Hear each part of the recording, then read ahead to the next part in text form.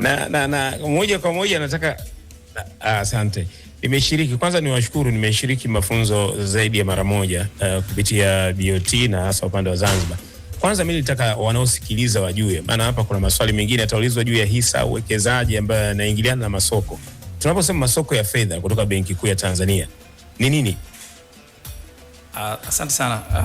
Masoko ya fedha yako ya aina mbalimbali, lakini yale ambayo yako chini ya usimamizi wa moja kwa moja Benki Kuu ya Tanzania ni masoko ya fedha za kigeni na vile vile masoko ya hati fungani ya serikali, kwa maana zile za dhamana za muda mfupi na za muda mrefu. Lakini vile vile pia kuna soko jingine ambalo ni baina ya benki, na hii ni soko la fedha, tunaita kwa Kiingereza interbank cash market, ambalo hilo ni muhimu sana katika utekelezaji wa sera ya fedha Benki Kuu. Okay. Na aina za masoko ni zipi hizo? Kama nilivyozitaja, kwanza kuna soko la fedha za kigeni. Okay. Yani kununua na kuuza fedha za kigeni kwa maana sarafu kama dola ya Marekani, euro. Okay, hiyo ndo la kwanza. Yes. Soko la pili ni la dhamana. Nimekusikia ukizungumza kuhusiana na riba na nini. Sasa hiyo hati fungani hizo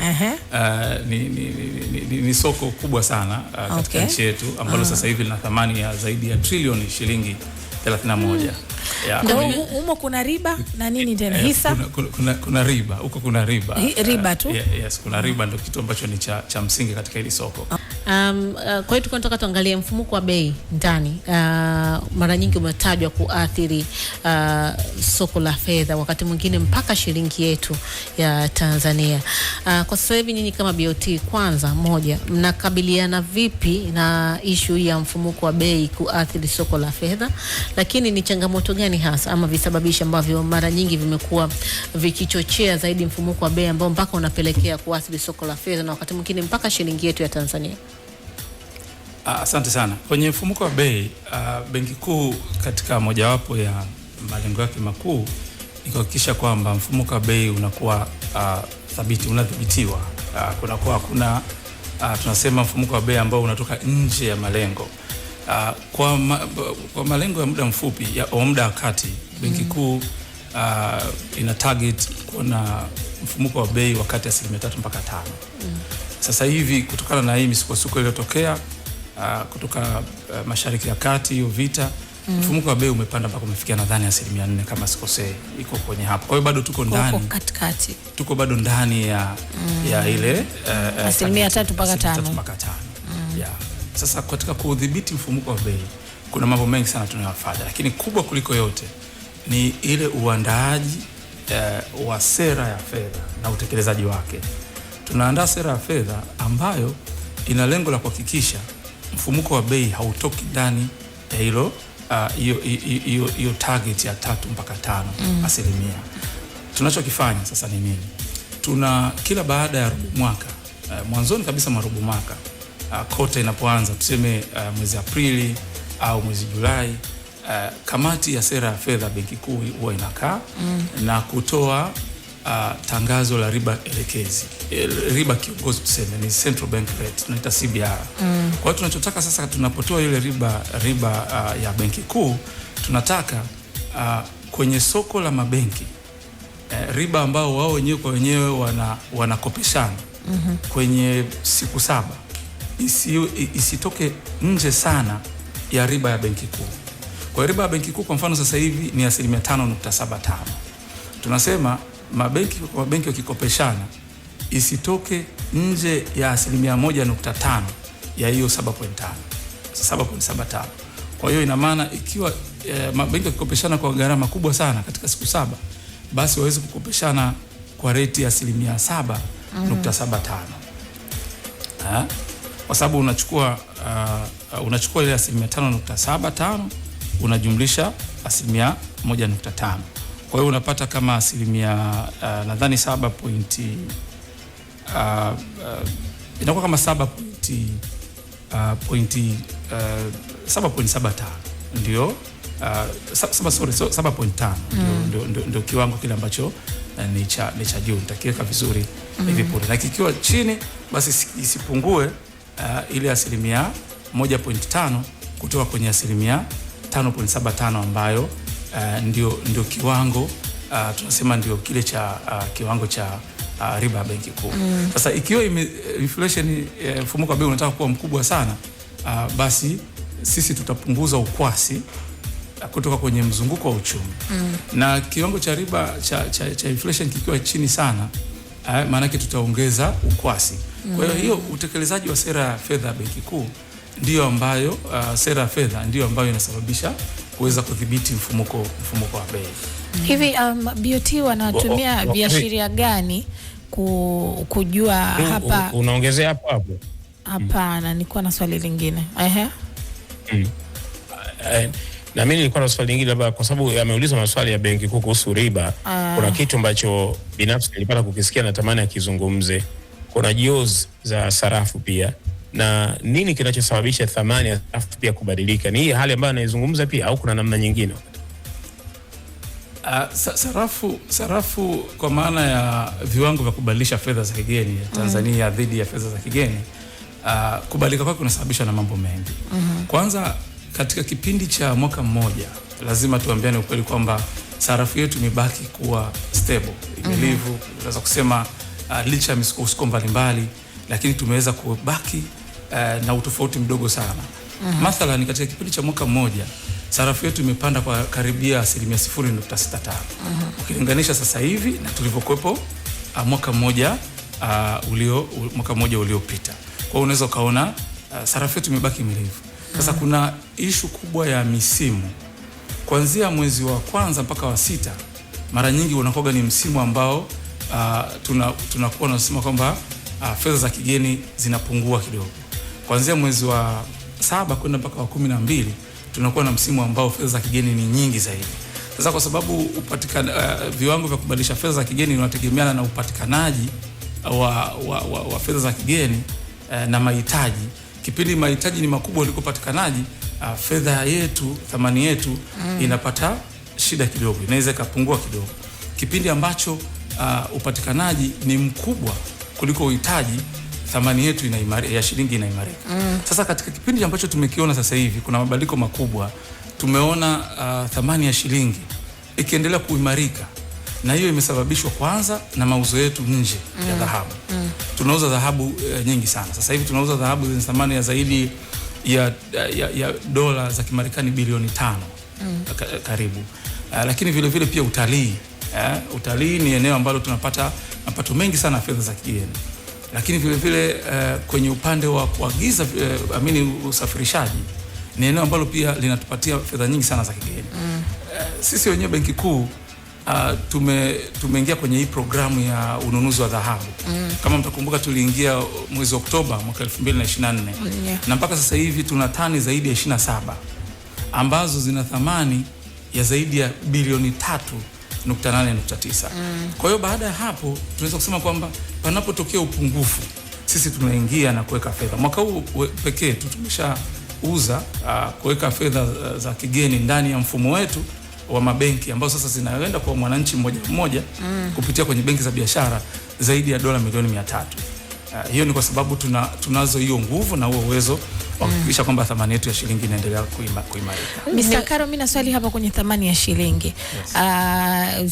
Kwenye soko la ushindani hususan sisi wa Afrika, tukiangalia hapa Afrika Mashariki, ukijaribu kubadilisha pesa ya shilingi ya Tanzania kwenda shilingi ya Kenya unagundua kuna tofauti.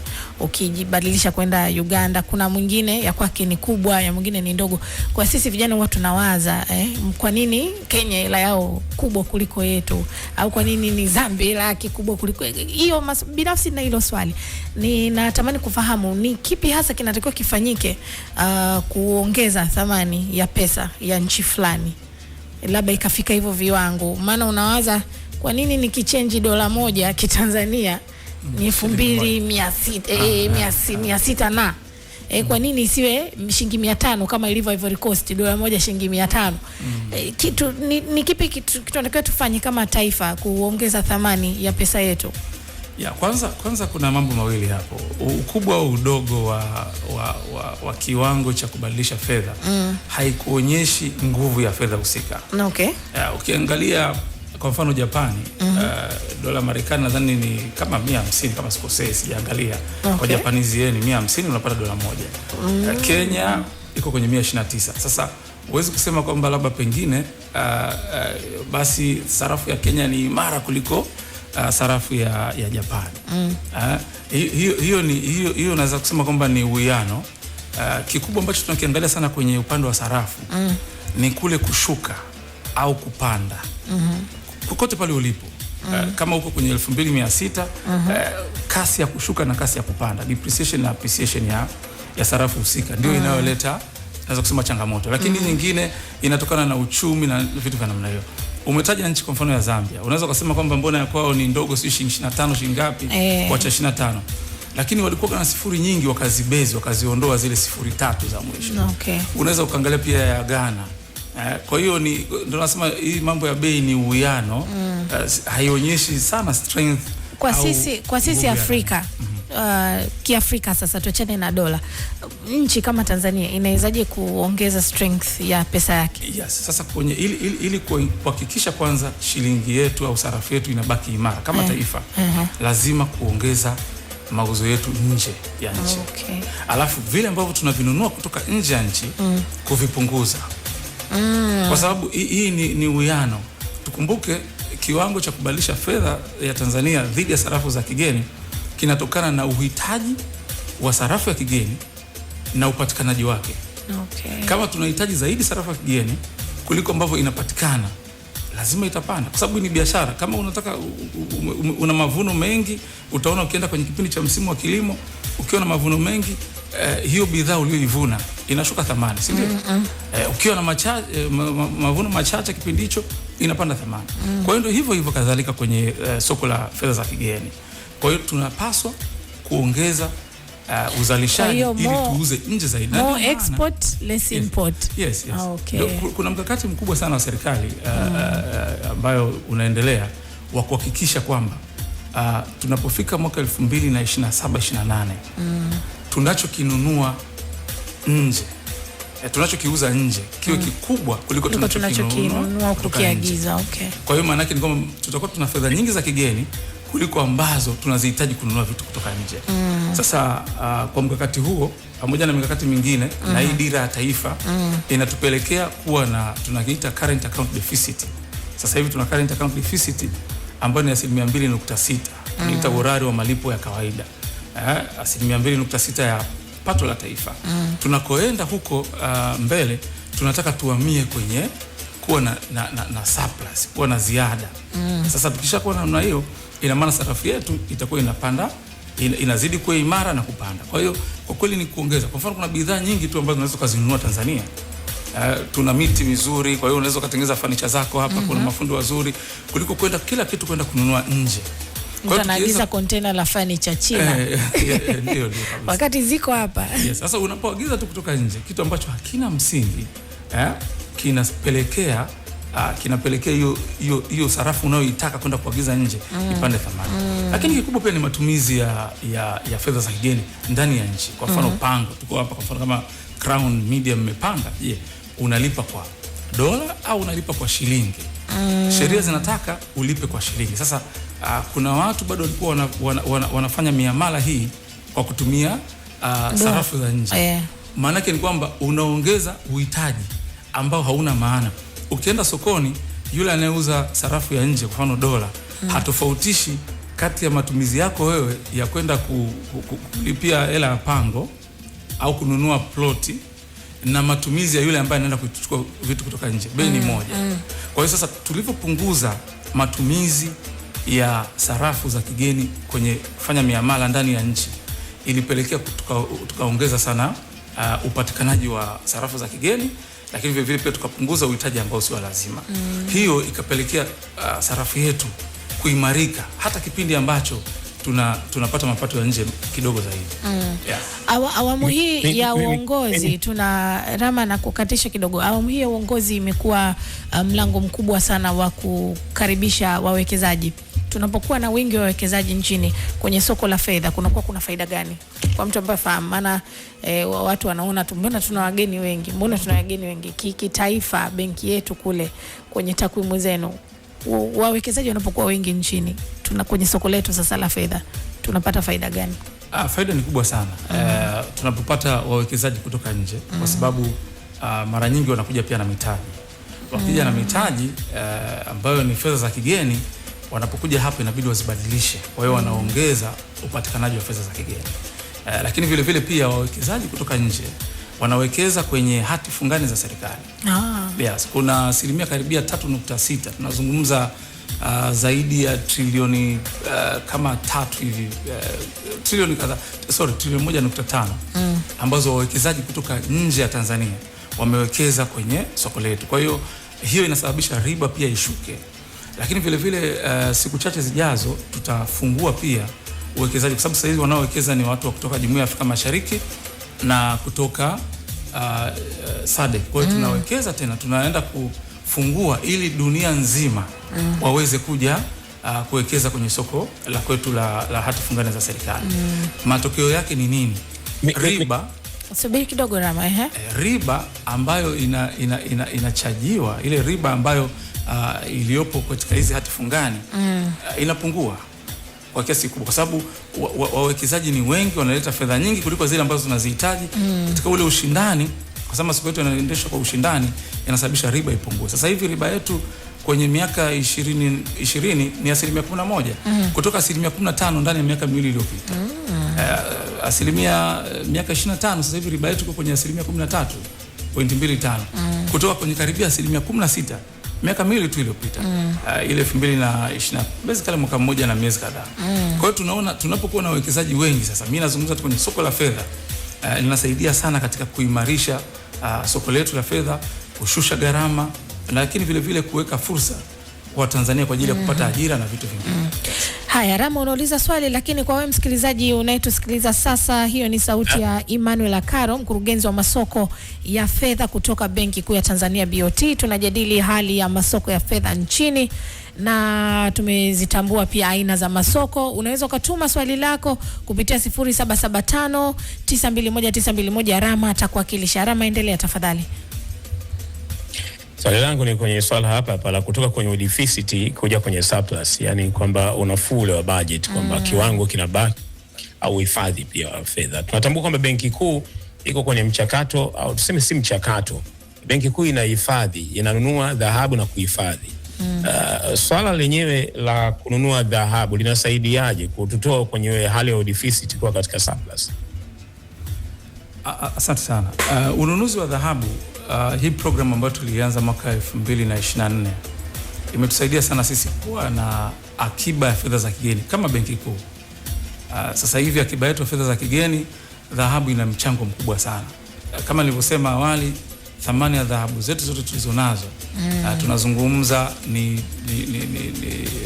kama dola za Kimarekani 3.8. Tuna tani zaidi ya 27.2. Sasa hii inatusaidia sisi kwenye kuweza tunapohitaji kuongeza fedha za kigeni kwenye mzunguko wa uchumi wetu. Na vile vile bei ya dhahabu inavyopanda, wale wanaouza nje, kwa sababu sisi tunanunua tu 20%, 80% ambazo zinauzwa nje pamoja na za kwetu sisi zinaenda kupunguza ile nakisi, yani ile deficit ambayo tumeiona kwenye upungufu tulioona kwenye hiyo current account. Kwa maana hatuwezi kunogewa kuuza tukazimaliza. Hapana.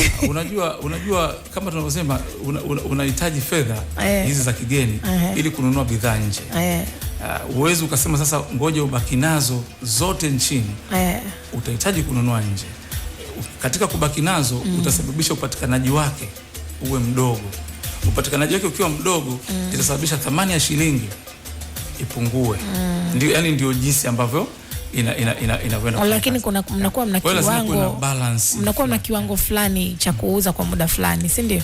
Tukumbuke wauzaji wote wa dhahabu, na kwa maana wachimbaji wadogo, wakubwa, wakati na dealers, 80% wanauza nje ya nchi hizo dhahabu zao.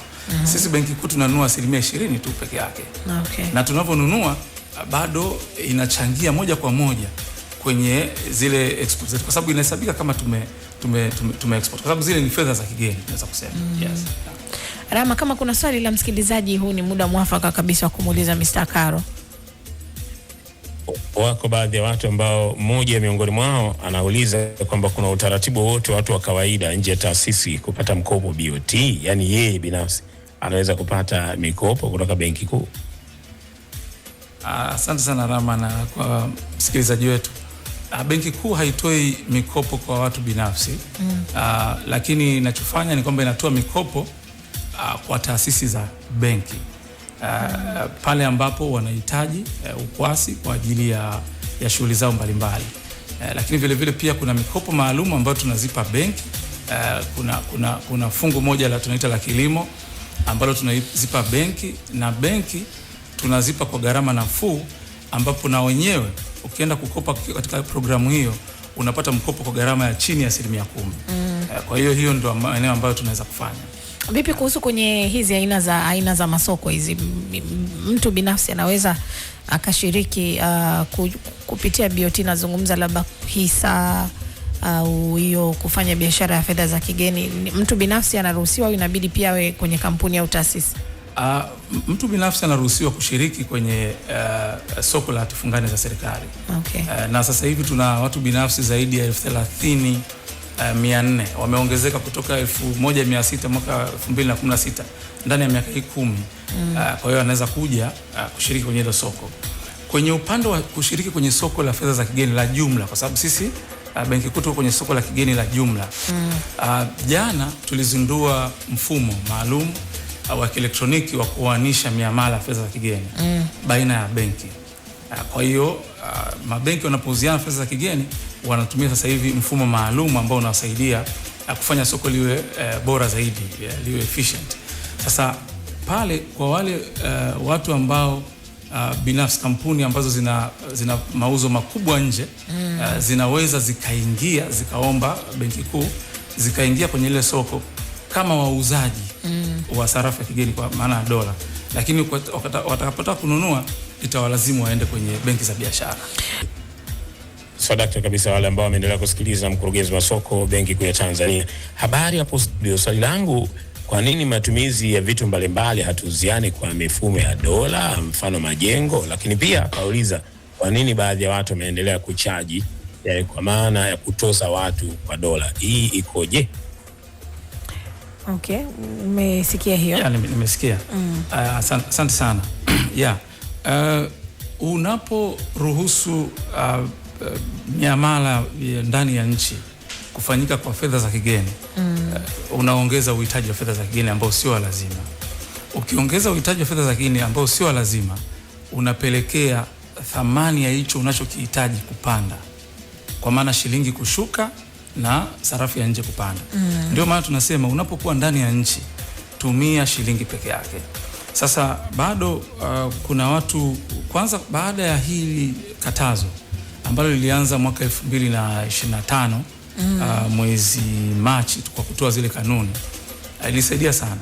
Tumeona kama nilivyosema awali, sarafu yetu imekuwa stable, imekuwa imilivu kwa muda mrefu, lakini vile vile pia ukwasi kwenye soko la fedha za kigeni umeongezeka sana. Sasa hivi tunazungumza kwa siku zaidi ya dola za Kimarekani milioni 100 kutoka kwenye zinazotembea sokoni, zinazobadilishana, zinazo trade sokoni, kutoka kwenye milioni 30 wakati hizi sheria hazijawekwa bayana, milioni 30 mpaka milioni 40. Kwa hiyo tunaweza kuona kabisa kwamba manufaa yake yamekuwa makubwa kwenye kuleta uhimilivu, kuleta stability ya sarafu yetu. Lakini kwa nini watu wengine wanaendelea? Kwanza niseme watu wengi sana wamehama kutoka kwenye matumizi ya fedha za kigeni kuingia kwenye matumizi ya shilingi, lakini bado kuna wachache ambao tunatoa rai kwa kweli, wanapaswa kuacha kutumia fedha za kigeni kwenye kufanya miamala ndani ya nchi. Kuna sheria yoyote inaweza kuwa applied hapo? Kufanya hilo ni kosa. Sheria ya Benki Kuu imetamka bayana, kifungu cha 26 cha sheria ya Benki Kuu kifungu kidogo cha pili kimesema ukitumia sarafu nyingine zaidi ya Tanzania ambayo ndio legal tender, Tanzania shilling, basi unakuwa umetenda kosa. Kwa maana hiyo ni jinai. Sasa kuna watu bado ambao wanaendelea, tunaona matangazo mbalimbali tunataka kutoa zaidi elimu. Madalali wa Masaki. Unajua sasa hivi serikali yetu chini ya Mheshimiwa Rais wetu Dr. Samia tuko zaidi kusema business centric. Sio kutumia rungu zungumza kuelimishana. Na kwa kweli watu wengi sana wamebadilika. Tupo mwaka wa mbele. Imewashika.